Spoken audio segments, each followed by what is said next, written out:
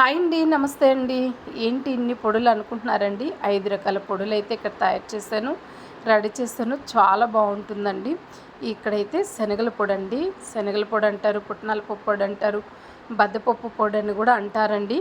మరి చాలా టేస్టీగా ఉంటుంది. అలాగే ఇక్కడ మినపప్పు పొడి అయితే తయారు చేశాను.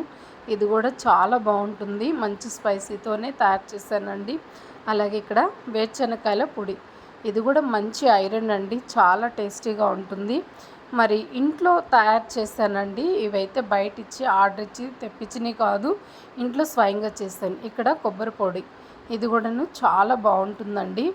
మరి ఇక్కడ ఎండు కారం, అంటే ఎండు కారం అంటే ఎండుమిర్చి, తెల్లగడ్డ వేసి చేసిన ఎండుమిరపకాయల పొడి అండి. అది కూడా చాలా బాగుంటుంది. నేనైతే ఇక్కడ రైస్లలోకి చేశానండి.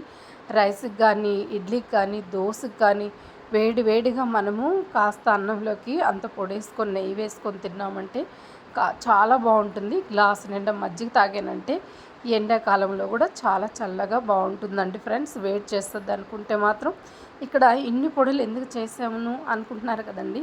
ఒక చిన్న ఆలోచన అయితే నాకు కలిగిందండి.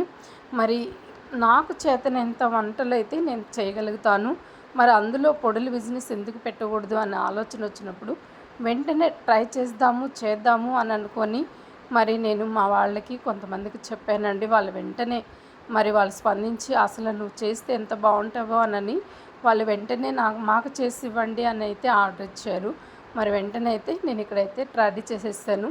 మరి ప్యాకింగ్లు కూడా చేసేటప్పుడు నెక్స్ట్ వీడియోలో మీకు ఎలాంటి ప్యాకింగ్లు ఎంత క్వాంటిటీలో నేను చేస్తున్నాను అది కూడా నెక్స్ట్ వీడియోలో మీకు పోస్ట్ చేస్తానండి. ఎంత కాస్ట్తో అయితే నేను పెడతాను ఫ్రెండ్స్. మీకు నచ్చింది అనుకున్న లైక్ చేసి షేర్ చేయండి, సబ్స్క్రైబ్ చేసుకోండి ఫ్రెండ్స్.